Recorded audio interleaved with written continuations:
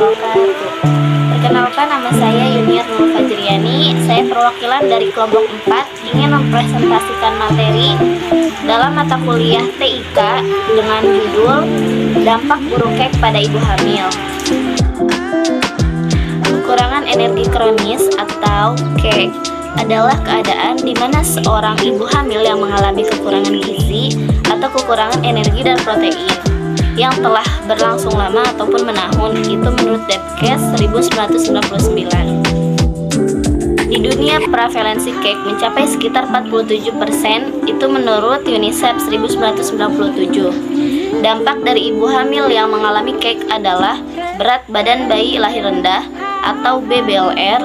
Ibu hamil kek beresiko 4,8 kali lebih tinggi untuk melahirkan BBLR dibandingkan ibu yang tidak kek.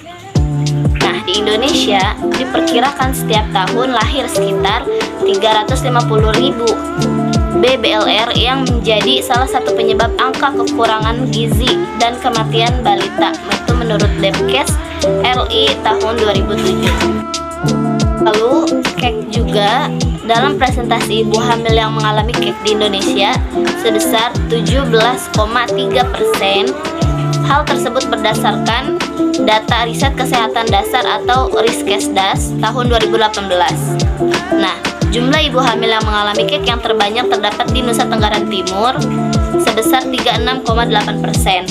Sedangkan di Provinsi Kalimantan Selatan sebesar 17,5%, itu menurut Kemenkes RI tahun 2018. Yang dialami oleh ibu hamil pengidap kek yaitu rasa lelah yang datang terus-menerus, merasa kesemutan, wajah pucat dan tidak bugar, sangat kurus, indeks massa tubuh kurang dari 18,5, lingkar lengan atas kurang dari 23,5 cm, lalu mengalami penurunan berat badan dan kekurangan lemak, lalu menurunnya kalori yang terbakar saat istirahat, menurunnya kemampuan beraktivitas fisik. Salah satu gangguan kehamilan yang berpotensi menyebabkan kek saat hamil adalah hiperemesis gravidarum. Gejala hiperemesis gravidarum hampir sama dengan morning sickness. Hanya saja, gejala yang dialami bisa lebih berat dan parah. Ibu hamil yang mengalami masalah ini dapat mengalami mual dan muntah berkali-kali, serta tidak dapat mempertahankan makanan di dalam tubuh. Saya akan menjelaskan apa karakteristik ibu hamil. Karakteristik ibu kek adalah ibu-ibu dengan nilai kurang dari 23,5 cm dengan salah satu atau beberapa kriteria.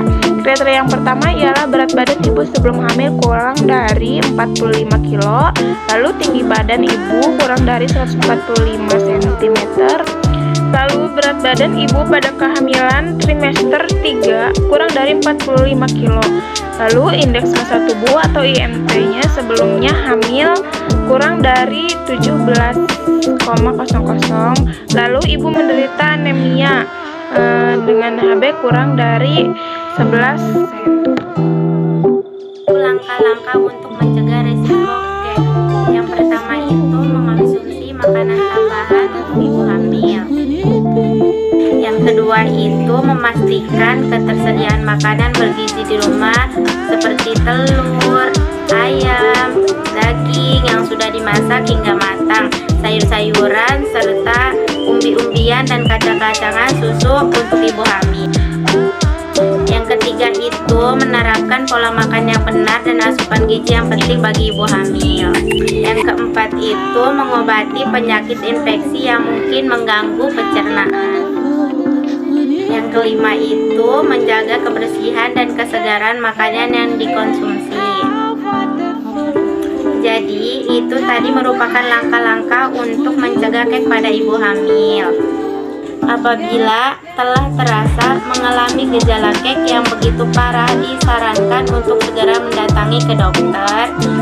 Hal tersebut dilakukan agar mendapatkan penanganan yang tepat dan dapat meminimalisir resiko yang dapat ditimbulkan dari kek. Mengetahui status gizi ibu hamil, membantu kenaikan berat badan selama hamil, mengukur tinggi lengan atas atau yang biasa kita sebut dengan nila, mengukur kadar hemoglobin, mengukur tebal lemak.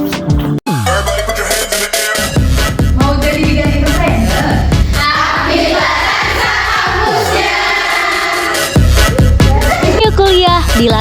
Sungai Shiro.